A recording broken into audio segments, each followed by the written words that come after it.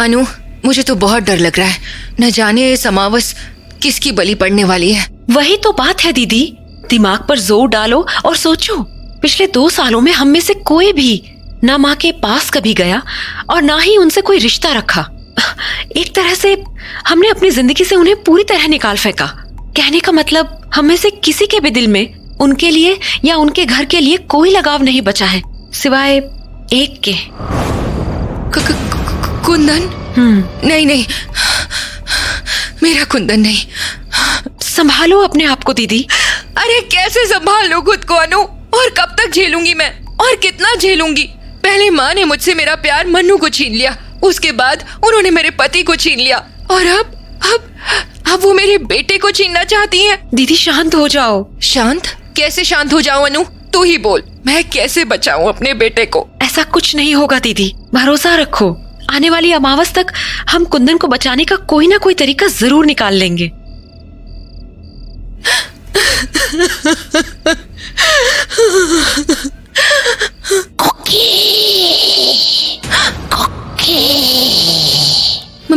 मुंजा, तो तुम यहाँ क्या कर रहे हो? और क्यों?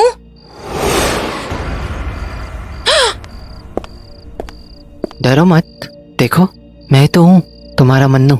आप बोलो, क्यों रो रही हो तुम? तुम्हें क्या करना है ये जानकर? अरे मुझे क्या करना है? तुम भूल गई हो क्या कि मैं तुमसे कितना प्यार करता हूँ? तुम्हें बताओ, मुझे तुम्हें ऐसे देखकर अच्छा लग रहा होगा। बताओ ना कुकी, क्यों रो रही हो तुम? मुझे इस बारे में कोई बात नहीं करनी। वैसे भी इन सब बातों का कोई मतलब नहीं निकलने वाला है। क्योंकि तुम जानती हो ना, मैं तुम्हारा कभी बुरा नहीं चाहूंगा। इसीलिए मुझे खुलकर बताओ कि आखिर बात क्या है। अरे मैं तुम्हें खुलकर क्या बताऊं?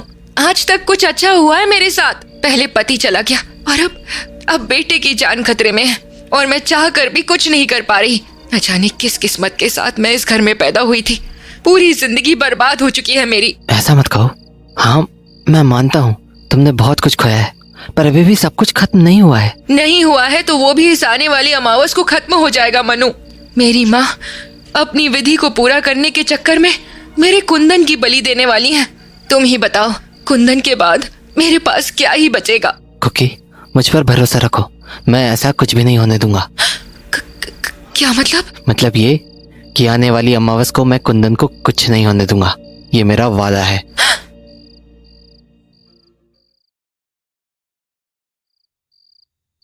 देखते देखते अमावस की रात भी आ गई। मुझे तो बहुत डर लग रहा है। ना जाने नानी आज क्या करने वाली है। वो बोल रही थी कि उन्हें नाना को सुनने की शक्ति देनी है। मुझे जाके देखना चाहिए कि नानी आखिर क्या करने की सोच रही हैं। उन्हीं के घर जाता हूँ। आज अमावस की रात है, आज तुम्हें सुनने की शक्ति मिलने वाली है। तैयार हो ना? कंचन, तुम क्या करने वाली हो? बताती क्यों नहीं? किसकी बलि लेने वाली हो तुम? जवाब दो कंचन। जिसकी भी बलि देने वाली हूँ वो सोचना तुम्हारा काम नहीं है। तुम बस तैयार रहना। नानी आखिर किसकी बलि देने वाली है? कुछ समझ नहीं आ रहा, पर मुझे यहाँ रुकना ठीक भी नहीं लग रहा। कहीं नानी ने देख लिया तो दोबारा मार पड़ जाएगी मुझे। वैसे भी वो किताब को लेकर मुझसे गुस्सा है। निकलता हूँ यहाँ से। कंचन, जो भी तुम सोच रही हो वो अब पूरा नहीं हो पाएगा, क्योंकि खिड़की के बाहर से कुंदन ने सब कुछ सुन लिया है। मैं जानती हूँ, कुंदन बाहर ही खड़ा था। क्या मतलब? तो फिर तुमने सब कुछ उसके सामने क्यों बोला? सारी बातें तुम जानकर क्या करोगे, पर हाँ, कुंदन ने मेरा काम आसान तो जरूर कर दिया है। पर कैसे? बस देखते जाओ आज रात क्या होता है। तो उस रात मैं खटिया पर सोया हुआ था, तभी मेरी नींद खुली और मैंने मासी को घर से बाहर जाते हुए देखा। अरे ये मासी कहाँ जा रही हैं? वो भी इतनी रात को? उनके पीछे जाता हूँ। अरे मासी इतनी जल्दी कहाँ चली गई? पक्का नानी के घर गई होंगी। मैं भी जाता हूँ। पापा, आप यही है ना? पापा, मुझे पता है आप यही हो, इसलिए मेरी बात का जवाब दो। जरूरी नहीं है कि आप बस कंचन देवी से ही बातें करो। क्या हुआ अनु? तू यहाँ पर क्यों आई है? तुझे यहाँ नहीं आना चाहिए था। आज अमावस की रात है। आज की रात इस झोपड़ी में मौत तांडव करती है।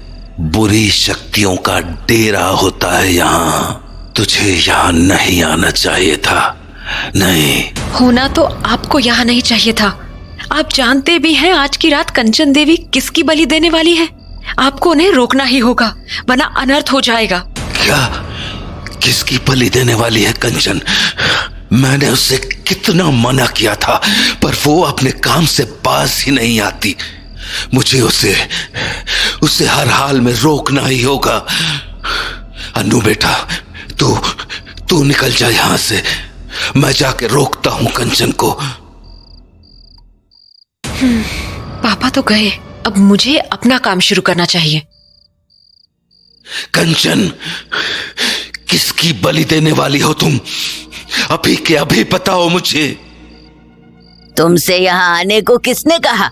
बोला था ना मैंने झोपड़ी में ही रुकने को। तुम्हारे सारे सवालों के जवाब तुम्हें वहीं मिल जाएंगे। कंचन, बातें मत बनाओ और मेरे सवालों का जवाब दो। मुझे डर लग रहा है अब। आत्माओं को कब से डर लगने लगा? अब चलो मेरे साथ, बहुत काम है। मासी तो यहाँ नहीं है, पर अब शायद नानी झोपड़ी तक जा रही हैं। उनके पीछे पीछे जाता हूँ, तभी सब कुछ समझ आएगा। तो उसके बाद मैं नानी का पीछा करते हुए झोपड़ी तक पहुंच गया और खिड़की के अंदर झांकने लगा, पर अंदर मुझे नानी कहीं नहीं दिखी। अरे, ये नानी कहाँ चली गई? अभी तो झोपड़ी में आई थी। कुंदन, तू आ गया? नानी, सॉरी नानी, वो बाहर क्यों खड़ा है? अंदर आ जा। नानी सॉरी, मैं जाता हूँ। बोला ना अंदर आ। चल चुपचाप अंदर आ। तो नानी की बात मानकर मैं झोपड़ी के अंदर चला गया। नानी सॉरी, वो मैं। अरे, डर क्यों रहा है? नानी वो मैं। तुझे पूरी विधि देखनी है ना, इसीलिए तो तू यहाँ आया है ना? नानी वो। खैर, अब तू आ ही गया है तो विधि शुरू करते हैं, ठीक है ना? क्या मतलब? अभी समझ में आ जाएगा। नानी। कंचन, पागल हो गई हो क्या तुम? दिमाग खराब हो चुका है क्या तुम्हारा? तुम कुंदन के साथ ये क्या कर रही हो? बच्चा है वो। मुझे नहीं चाहिए ऐसी सुनने की शक्ति। बंद करो इस विधि को अभी के अभी। शांत। भूलो मत कि तुम किससे बात कर रहे हो। मैं कंचन देवी हूँ, डायन विद्या और विधियों की ज्ञानी हूँ मैं। इसीलिए ये मत भूलना कि तुम मेरे गुलाम हो। इसीलिए बेहतर यही होगा कि तुम मुझे टोका मत करो, वरना एक पल में तुम्हारी आत्मा को बर्बाद कर सकती हूँ मैं। अब जो हो रहा है वो होने दो और चुपचाप बैठो। हाँ, ये क्या है और ये कहाँ से आया? हाँ, वो ऊपर क्या है? मोम? क्या तमाशा है। मेरी सारी विधि खराब हो गई। किसने किया ये? हाँ? हाँ? हाँ?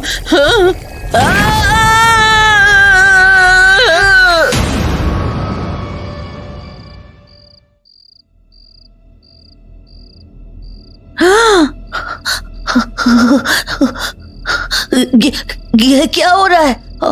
और नानी, ये नानी को क्या हुआ? और ये पतीला टूटा हुआ क्यों है? क्या हो रहा है? मुझे कुछ समझ ही नहीं आ रहा। कुंदन। हाँ मासी। अब डरने की कोई जरूरत नहीं है, तुम्हें कुछ नहीं होगा। मासी, पर नानी। अब वो तेरी नानी नहीं है, गौर से देख उन्हें। हाँ? मैं कौन? कहाँ? ये कहाँ हूँ मैं? ये नानी को क्या हुआ? बाद में समझाती हूँ, आज आप निकल यहाँ से। अन्नू, कविता, हाँ? मुझे कोई बताएगा यहाँ क्या हो रहा है? अन्नू बेटा, बता मुझे कुछ। मैं जानता हूँ कि कंचन की विधि पूरी नहीं हुई है, क्योंकि मुझे अभी भी कुछ सुनाई नहीं दे रहा है। कोई मुझे लिख कर बताओ कि ये सब क्या हो रहा है और कंचन को क्या हुआ है। पापा, आपको शर्म नहीं आती है क्या? इतना कुछ होने के बावजूद आपको विधि की पड़ी है। आपके मन में एक बार भी कुंदन को बचाने का ख्याल नहीं आया? बेटा, मैंने कोशिश की थी, मैंने की थी कोशिश, पर कंचन बहुत ज्यादा ताकतवर है। मैं उसके खिलाफ कुछ नहीं कर पाया। और तू भी तो इस झोपड़ी में आई थी, तू भी तो बचा सकती थी कुंदन को। मैंने ही बचाया है पापा। क्या ये सब कुछ तूने किया है? मैंने नहीं किया, पर मैंने आपको इस झोपड़ी से दूर जरूर किया था, क्योंकि मैं जानती थी कि अगर आप यहाँ रह जाते तो कुंदन को बचाने का तो पता नहीं, पर कंचन देवी को आप जरूर कुछ नहीं होने देते, और हम वो होने नहीं दे सकते थे। क्या मतलब? कंचन को हुआ क्या है? कंचन देवी अब सब कुछ भूल चुकी हैं पापा। अब वो दोबारा ऐसी घिनौनी सिद्धियां कभी नहीं कर पाएंगी। पर ये हुआ कैसे?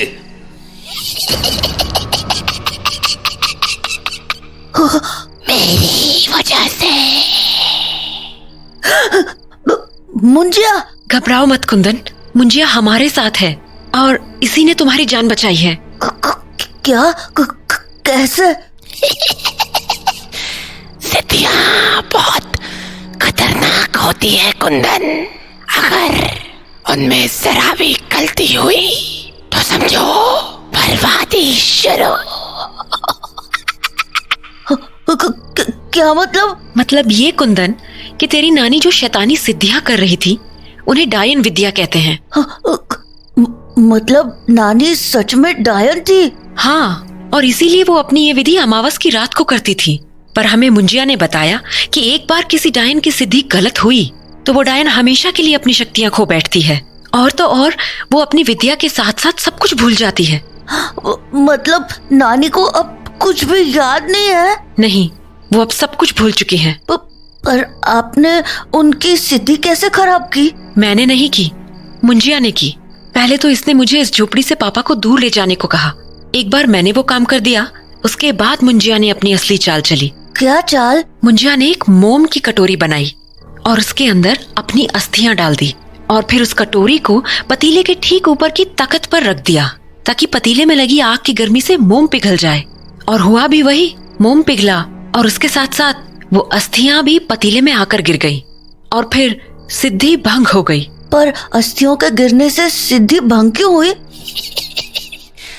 इस विधि में किसी जिंदा इंसान की बलि चढ़ती है, मरे हुए इंसान की नहीं। और मैं तो बहुत पहले ही मर चुका हूँ कुंदन।